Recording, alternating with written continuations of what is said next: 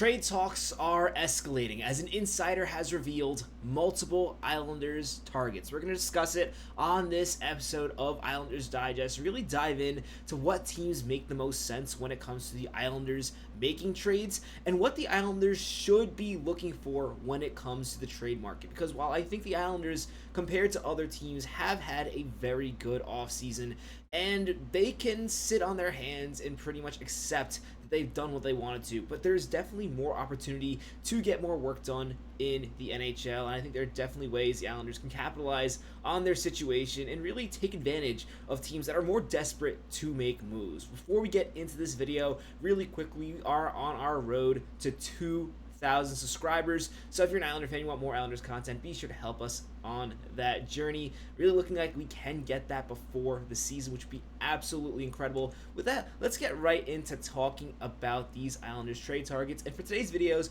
we are going to be talking about the list from the fourth period, listing the top 25 trade targets, and therefore this is a list mainly focused on insights from David Pagnotta. I know some Islander fans seem to distrust David Pagnotta. He has made some pretty glaring mistakes in the past, reporting that Kadri was signing with the Islanders. We know clearly that was not the case, but I think it definitely is worth noting, and while he might not always be correct, I think David Pagnotta does have a decent idea what's going on in the trade market, and he starts with having Jean-Gabriel Pageau at number 10 on his trade bait list. And notably, also, the entire list will be in the comments below, if you in the description, actually, if you want to check out the full thing. We're not going to go through the full list, but I think it's notable that Pageau is not only the number one Islander on this list, he's also the only Islander, and that personally surprises me. While we have talked about several Islanders being trade targets,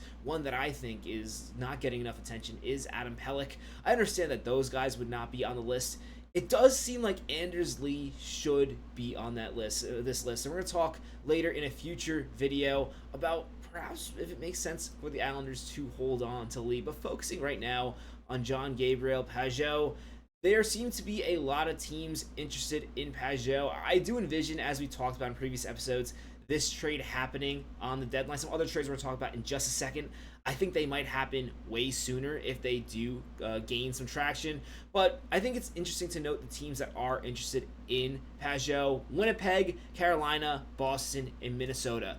And it's good to have multiple teams interested in this player. Again, this is a player that I would hope the Islanders are able to get a first-round pick or something close to a first-round pick in value for. I think out of all the players the Islanders have that they're looking to trade, Pageau is the most valuable. And as a result, they're going to need to win this trade to continue to move this team in the right direction. Of all the teams that he's considered, that are considered to be contenders for Pageau, the one that interests me the most is Minnesota, because I think they are the most likely to trade a first-round pick for his services. This is also a link that we have seen before. As you can see, they have their first round pick in the next 3 years, and in addition, they don't have their second round pick. Minnesota is a team that really at this point desperately needs to get out of the first round. Making the playoffs is not good enough, and Pageau is the type of player that can really get you to have a good playoff series, and as a result, I think this makes a lot of sense for both teams. I think it's also worth noting when it comes to Minnesota that they have a player on the trade list as well in Marco Rossi. Now, I really can't see Pageau getting traded in a Marco Rossi type deal.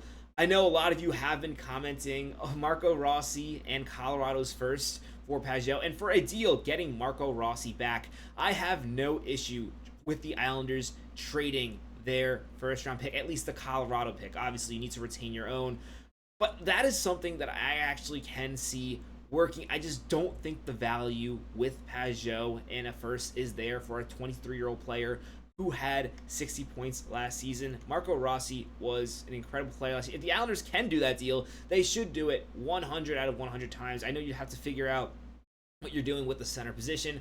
Obviously, short term, the idea is for Pageau to be traded for assets and then have Callum Ritchie come in. Acquiring Marco Rossi would complicate that. You'd likely have to put Barzal to wing, but it's a move you make if it is presented to you, even if you have to sign that contract extension. Trading Pageau would go a huge way along actually getting the money for that extension. I would love to see it. You guys have commented it below. I think it would take more from the Islanders' end, and as a result, I don't think Marco Rossi is quite realistic. The Islanders aren't even listed at one of the teams interested, but that is something I thought was worth noting, considering that a lot of people have been talking about Rossi and Pageau. Next, we're going to go into a candidate that has been linked to the Islanders, and this is a really interesting candidate in Dmitry Voronkov. This is a player that, while I don't think the Blue Jackets want to move this player, and I think especially being the off season where stuff gets blown out of proportion, considering that they were willing to trade him for Dobson, I think there are a lot more trade rumors around this player than there should be. I think they were willing to move him for the right guy, being Noah Dobson. I don't think they're actively shopping Voronkov.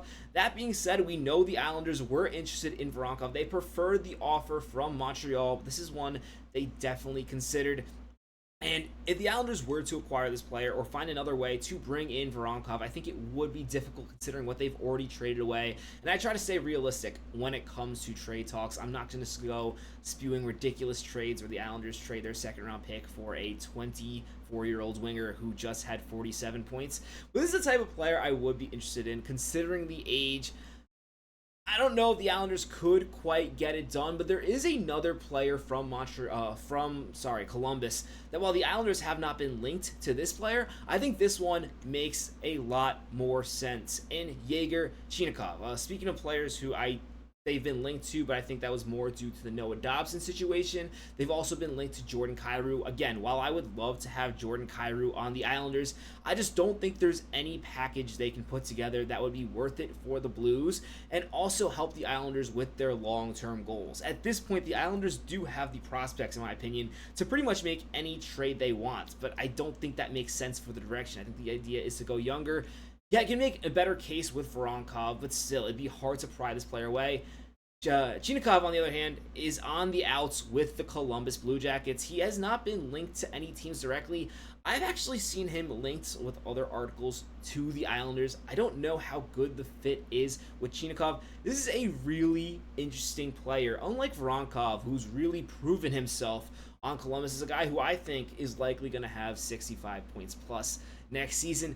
Chinakhov only played 30 games last season. He put up 15 points in his NHL career so far. He's pretty much been half a point per game.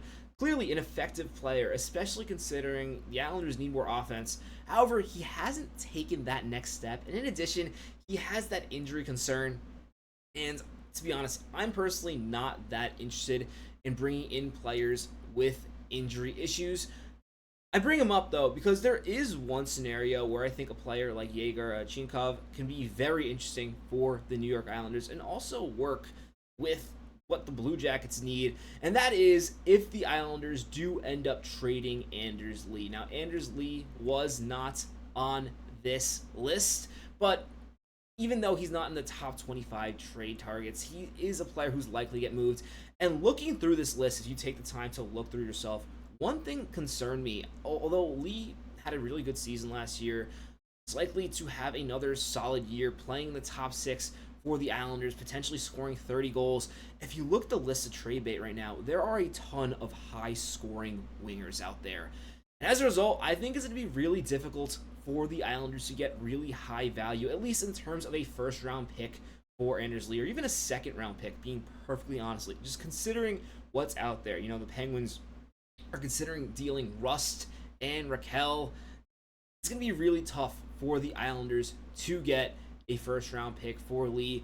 And as a result, I do think a situation where a player like Chinakhov is available and the Blue Jackets are looking to upgrade their offense, if the Islanders trade Lee at the deadline, I would actually like to see a situation like this where they get a player back like Chinakhov or even a Nick Robertson, as we talked about in our previous video talking about trading Lee. Players that you already know you have some sort of NHL commodity, but they're also much younger, with Lee being 35 and Chinakhov being 24 and Robinson being 23. This is the type of move that I think is really interesting for the Islanders. And these types of teams are the types of teams the Islanders will be trading with, teams that are trying to improve their roster now.